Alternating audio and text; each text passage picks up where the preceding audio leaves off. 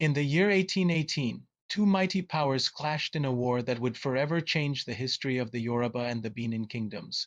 A war fought not just with swords, but with pride, vengeance, and destiny. This is the story of the Benin Akure War. A story of betrayal, bloodshed, and courage where one king's arrogance met another's defiance, and an entire region trembled under the thunder of war. Before we dive in, if you love powerful African stories like this, make sure you hit subscribe to African Stories with Drey and turn on notifications. Because every week we uncover the battles, heroes, and kingdoms that shaped our continent. By the early 19th century, the Benin Empire was a shadow of its former self, but its pride remained unbroken. The Oba of Benin, Oba Osemwend, ruled with iron resolve. He sought to restore the empire's glory, expand its borders, and remind the Yoruba towns of Benin's supremacy. His court, a spectacle of ancient power, gleamed with bronze artworks and the deep red of coral beads worn by chiefs who traced their lineage back to the gods. For centuries, Benin had been a colossal force, its influence stretching across vast territories, demanding tribute and commanding fear. Although its golden age had waned, the memory of that power was etched into the very soul of its people and its king. The Oba was not just a ruler. He was the spiritual embodiment of the kingdom, the divine link between the earth and the heavens. To challenge him was to challenge the gods themselves. To Benin, Akure was once a vassal state bound by tribute and loyalty. It was a kingdom that had, in generations past, acknowledged the supremacy of the Oba, sending gifts and showing deference as a sign of its subordinate status. The relationship was built on a delicate balance of power and tradition, where Akure acknowledged Benin's might in exchange for a degree of autonomy and protection, but in Akure, pride was growing, and loyalty was fading. The winds of change were blowing across the Yoruba hills, and the whispers of independence grew louder with each passing day. Akure, a kingdom with its own proud heritage and formidable warriors, was beginning to question its long-held subservience. The old ties were fraying, and a new generation was rising, one that saw a future free from the long shadow of the Benin Empire. Akure, proud and independent, was ruled by Deji Arakali, a strong and fearless king. He believed Akure's time had come to rise above Benin's shadow. Deji Arakali was a man of immense charisma and unyielding will, a leader who embodied the burgeoning spirit of his people. His palace, nestled among the green, rolling hills of Yorubaland, was a hub of activity. The air was thick with the rhythmic clang of blacksmiths forging weapons, their hammers shaping the iron that would defend their freedom. The warriors of Akure, renowned for their skill with the spear and their intimate knowledge of the surrounding forests, trained with a newfound intensity. In the royal court, the Deji and his chiefs debated the kingdom's future, their voices filled with a defiant energy that had been absent for generations. When the Oba of Benin sent a royal emissary demanding tribute and obedience, the Deji refused. The emissary, arriving with the full pomp and arrogance of the Benin court, expected the usual submission. He presented the Oba's demands not as a request, but as a command. He reminded the Deji of Akure's historic obligations, of the tribute that was long overdue, and of the dire consequences of disobedience. But he was met not with bowed heads, but with stony silence and a look of cold defiance in the eyes of Deji Arakali. The king of Akure, standing tall before his people, publicly rejected the Oba's authority, declaring that Akure would no longer bow to a foreign power. But what came next would spark one of the bloodiest wars in Yoruba history. The act of defiance was one thing. The sacrilege that followed was another entirely. The Benin emissary was killed in Akure, his body desecrated, an unforgivable insult to the Oba of Benin. In the sacred traditions of Africa, an emissary is a protected figure, a living extension of the king who sent him. To harm an emissary is to strike the king himself. The news of the emissary's death and the mutilation of his body was not just an act of rebellion. It was a profound sacrilege, a declaration of war written in blood. It was a message to Benin that Akure did not just seek independence, it sought to humiliate the Oba, and in the traditions of Africa, the blood of a royal messenger cries for vengeance. There could be no negotiation, no treaty, no turning back. Only war could cleanse such a stain on the Oba's honor. When word of the emissary's death reached Benin, Oba Osemwen swore vengeance. The palace, once a center of stately ceremony, erupted in a storm of rage. The Oba, his face a mask of cold fury, summoned his war chiefs. The ancient drums of war, silent for too long, were beaten with a ferocity that shook the very foundations of the kingdom. He ordered his generals to march on a Akure campaign that would be remembered. For generations, an army of 20,000 warriors was assembled, a fearsome host of disciplined soldiers adorned with charms and painted with the red earth of war. War horns, fashioned from the tusks of elephants, blared a mournful, terrifying call that echoed across the empire, announcing that the Oba's wrath was finally unleashed. But Akure was ready. The Deji knew Benin's wrath would be fierce. He had not made his stand lightly. He rallied his warriors, their spirits ignited by his own courage. Under the pale light of the moon, he addressed his soldiers, their faces illuminated by flickering torches. He spoke of freedom, of honor, and of the sacred duty to protect their homes and families.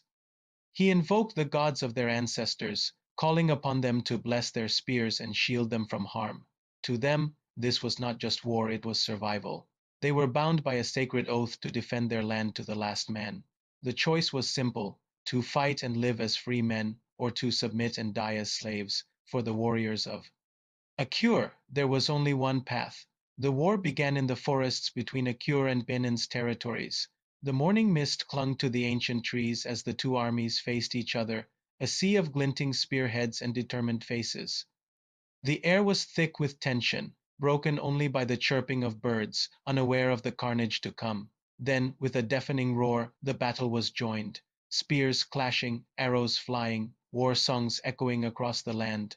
The disciplined phalanxes of Benin's army advanced like a relentless tide, their movements precise and deadly. They were a professional fighting force, hardened by generations of conquest and utterly loyal to their divine king. Benin's soldiers were disciplined and deadly, trained by generations of conquest, but the Akure warriors fought with the fury of freedom. They used their knowledge of the terrain to their advantage, launching ambushes from the dense foliage and using the hills as natural fortifications. They knew that surrender meant slavery or death. Every man fought with the strength of 10, driven by the desperate need to protect everything they held dear, while the Benin army fought for the glory of their empire. The Akure warriors fought for their very existence. The battle was a brutal, intimate affair, with men fighting hand to hand in the suffocating heat of the forest. In the town of Akure, women and elders gathered in the shrines, their prayers rising to the heavens like smoke, pleading with the gods for victory and the safe return of their sons and husbands. For days, the battle raged, the land turned red, the streams ran with blood, and the forest floor was littered with the fallen. The initial ferocity of the Akure defense stunned the Benin generals, who had expected a swift victory, but slowly. Benin's superior force began to push Akure back. Sheer numbers and unwavering discipline began to wear down the defenders. For every Benin soldier that fell, two more seemed to take his place. The Akure lines, stretched thin and exhausted, began to falter. The relentless pressure was too much to bear. By dawn, Akure's defenses crumbled. The Benin warriors, sensing victory, surged forward with a final, overwhelming push. They stormed the gates, their war cries a terrifying chorus of vengeance. Chaos erupted in the streets as homes were set ablaze, the thatched roofs catching fire like tinder. Men, women, and children fled in terror, but the fire of vengeance spared none. The Benin army, unleashed after days of bloody fighting, showed no mercy. The city that had dared to defy the Oba was to be made an example, its destruction a warning to all others. The Deji of Akure fought to the end, while others fled. Deji Arakali, the king who had sparked the rebellion, refused to abandon his palace or his people. He stood with his royal guards, making a last heroic stand amidst the flames and chaos. He was captured and executed by the Benin army, a grim message to all Yoruba towns that dared to rebel against the Oba of Benin. His death marked the final, tragic end of Akure's defiance. The symbol of their resistance was extinguished, and with him the hopes of a free kingdom. It was said that Akure's palace walls wept blood that day. The great city was reduced to a smoldering ruin, its streets silent save for the crackling of flames and the mournful cries of the few survivors. And in the ashes, songs were born, songs of courage, resistance, and the price of pride. The griots, the keepers of memory, began to weave the tale of Deji Arakali and his brave warriors into the tapestry of Yoruba history, ensuring that their sacrifice would never be forgotten. Though Akure fell, its spirit never died. The people rebuilt their homes, their shrines, and their pride. From the ashes of their defeat, a new resolve emerged. The survivors, scarred but unbroken, began the arduous task of rebuilding. Women carried water from the streams to mix with the clay for new walls, while men cleared the debris, their faces grim but determined. The war had scarred the Yoruba, but it also reminded them that no kingdom, however great, could rule forever by fear. The brutal sack of Akure sent shockwaves through the neighboring Yoruba states, serving not only as a warning but also as a catalyst. In the decades that followed, the flames of that war would fuel unity among the Yoruba states, a unity that would later resist colonial conquest. The shared trauma of Akure's fall and the fear of Benin's aggression pushed previously rival towns to form alliances. They understood that their individual survival depended on their collective strength. This newfound sense of shared identity and purpose would prove crucial in the turbulent years to come as a new, even more powerful threat emerged from across the seas. Today, the story of the Benin Akure War lives on in songs, festivals, and oral history. It stands as a symbol of how power, pride, and destiny shape nations. In modern Akure and Benin, the echoes of 1818 can still be felt. During traditional festivals, performers reenact the great battles, and storytellers recite the epic poems that immortalize the conflict. The war is not remembered as a simple victory or defeat, but as a complex and defining chapter in their shared history. It is a story of two proud peoples, of royal ambition, and of the tragic cost of defiance. To understand this war is to understand Yoruba identity, where strength meets humility and every defeat carries the seed of rebirth. The story teaches that pride, while a source of strength, can also lead to destruction if not tempered with wisdom. It demonstrates that even in the most crushing defeat, the human spirit can endure and rebuild.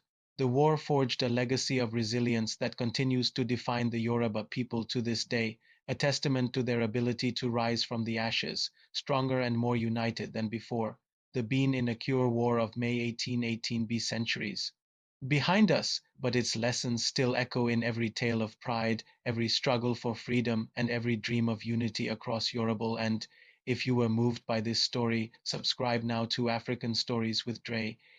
Join us as we uncover more untold stories that define who we are as Africans, proud, powerful, and eternal.